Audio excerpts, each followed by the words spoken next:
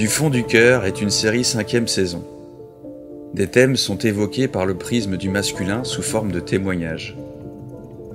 Aujourd'hui, je vais parler de cette façon qu'ont les hommes de juger les femmes sur leur façon de s'habiller, de s'apprêter, leur façon de se montrer au monde. Si j'étais une femme, je me demande bien comment je vivrais la difficulté de m'habiller et de rester sereine. Le risque d'emmerde, de jugement, d'insultes et de drague sale me renverrait soit à un comportement de soumission et à m'habiller sagement, soit à sortir mon énergie d'Amazone, cette femme guerrière, pour faire ce qui me plaît et à en dézinguer au passage. Des contrastes cognitifs, j'en vois tous les jours. Les femmes sont à la fois désirées sur les affiches, bien souvent en tenue d'Ève, et détestées dans la vraie vie, en simple tenue de ville, où une épaule se laisse voir. Un autre exemple tristement connu dans les entreprises où je connais la soustraction de valeur liée à être une femme, et pour autant l'importance de la parité. Ou encore chez les jeunes garçons, dont l'éducation n'a pas valorisé la différence des genres, pour convenir qu'égal n'est pas forcément semblable, et que leur maman adorée reste une femme avant tout. Le paradoxe aussi à désirer des femmes qui aiment le sexe, mais où l'homme ne veut pas vivre avec, par peur de ne plus gérer la situation, de ne plus avoir l'exclusivité, de ne plus pouvoir contrôler l'autre, l'asservir, de perdre sa place, d'être détrôné. Il veut juste posséder, et posséder, ce n'est pas aimer. Posséder une fois et passer à une autre rencontre en boucle, certains hommes survivent longtemps comme ça. Réfléchir à pourquoi les femmes subissent toutes ces attaques, c'est d'abord me tourner vers moi et juste ressentir. On ne parle souvent que de l'extérieur, de ce qui se passe hors de nous, de ce qu'on voit et qu'on juge, compare, condamne, alors qu'un début de réponse est à l'intérieur de nous, à l'intérieur de moi. Sentir son intériorité, ça confronte l'homme à son impuissance. L'homme est un super-héros foireux. La kryptonite de l'homme, c'est pour moi son désir. Il ne sait pas en parler, il ne veut pas en parler car c'est déjà s'avouer vulnérable. Il ne sait pas le faire émerger avec subtilité, c'est une énergie dure qui rencontre l'autre avec la douceur d'un bulldozer. Pour rester dans une puissance apparente, l'homme projette la responsabilité de son désir sur l'autre. Cette femme, ce coupable qui l'éveille à ses propres sens. Par ce biais, on inverse les rôles. L'homme, dans l'expérience de son désir, transforme son impuissance en haine de l'autre, il enrage. Un homme, dans son impuissance, insulte, traite de tous les noms. Le féminin lui glisse des mains et ça lui est intolérable. Égocentré et capricieux, violent pour lui-même et pour les autres, l'homme non éduqué est handicapé. La charge émotionnelle, qui reste à l'état pur et non dilué, lui met une grande raclée dans la gueule, qu'il renvoie bien souvent sur les femmes. L'homme crée tout seul sa propre violence par ses énergies biaisées qu'il ne gère pas. Il ne gère que dalle. Il subit une sorte de mutinerie à l'intérieur de lui-même. Le capitaine à bord est balancé au requin, c'est le chaos. L'homme devient étranger à lui-même. Ce comportement devient réflexe, cela devient la norme. Il ne sait vivre que ce qui est brut, non raffiné, brutal.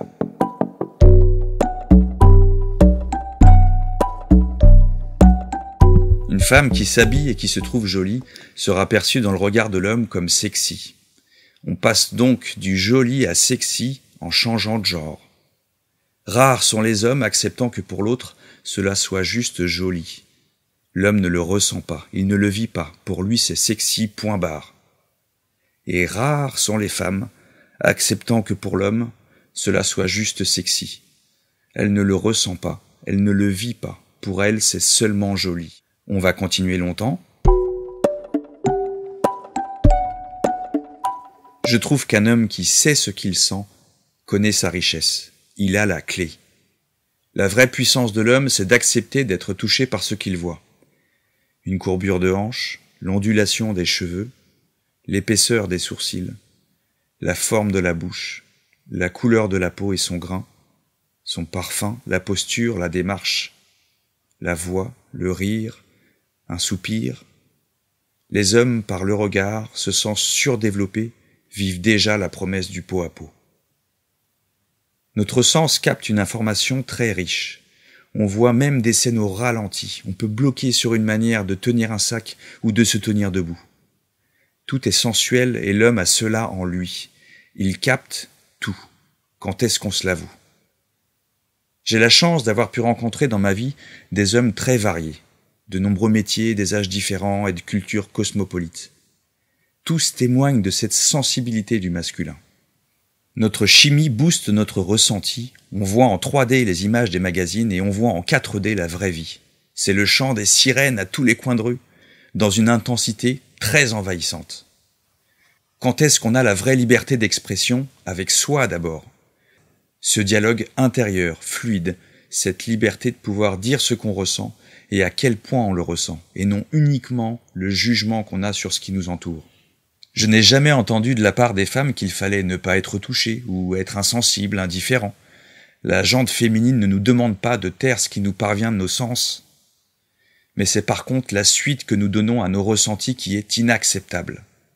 Il faudra bien comprendre un jour que les comportements agressifs qui s'ensuivent ne sont en rien la nature de l'homme, mais font partie de l'homme non éduqué, ou de l'homme qui n'a pas bossé sur lui pour être la meilleure version de lui-même.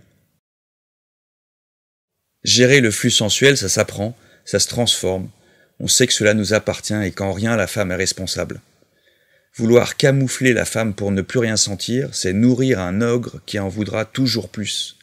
Plus de tenues couvrantes, plus de contrôle sur comment elle s'habille, plus de tenues républicaines, plus d'informations et de contrôle sur ce qu'elle communique, plus de tout sans fin. Ne plus rien sentir, c'est nier la vie. C'est nier cet élan passionné dont nous sommes tous faits. S'éteindre intérieurement n'est ni une nouvelle enthousiasmante, ni une promesse tenable. La vie nous harcèlera d'autant plus. Chaque homme doit ouvrir ce chantier intérieur, sentir la juste valeur de ce qui vient de ses tripes, afin d'en prendre l'entière responsabilité. Être responsable de ce que nous sentons, c'est en être digne, et c'est aussi sortir de la posture passive et victimisante.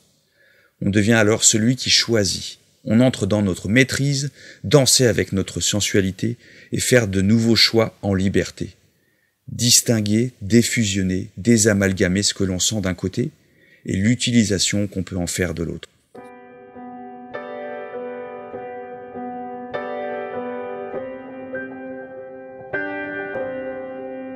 Moi, je n'ai jamais dragué dans la rue, dans les transports, rien.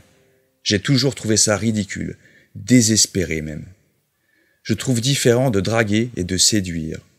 Le deuxième induit la notion du temps, laisser émerger la relation.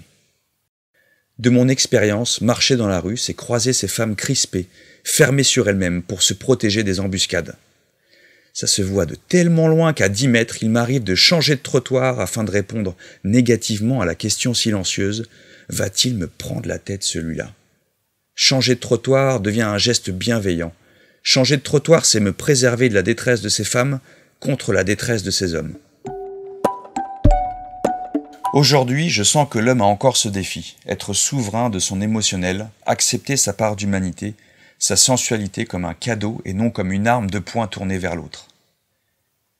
La nature est parfaite, et nous en faisons partie. Nous sommes parfaits au point que si nous refusons de fouiller ce qui nous habite, nous nous en rendons de plus en plus sensibles et nous le voyons de plus en plus à l'extérieur de nous-mêmes. Je me souviens de ces hommes, étrangers à eux-mêmes, pour qui une épaule, un genou, un nombril sont déjà des signes ostentatoires inacceptables. Comprendre ce qui nous arrive dans notre intériorité, c'est accepter notre sensibilité, la vivre et reconnaître qu'elle vient de nous-mêmes, en tant qu'hommes parmi les hommes, et ainsi ajouter de la tolérance au monde.